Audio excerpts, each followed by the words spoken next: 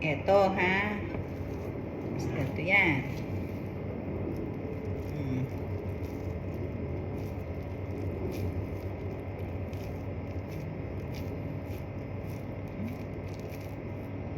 Kulang pa.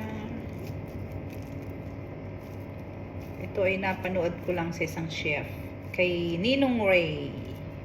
Ninong Ray baga? Ninong Ray. Yan. Napanood ko siya kahapon. At mukhang masarap. Kaya tinaray ko. Pakakain ko sa aking alaga at sa bisita niya bukas. Bukas pa naman yan lulutuin. Eh di maganda na yung nakaprepare na para piprito na lang. Ito siya.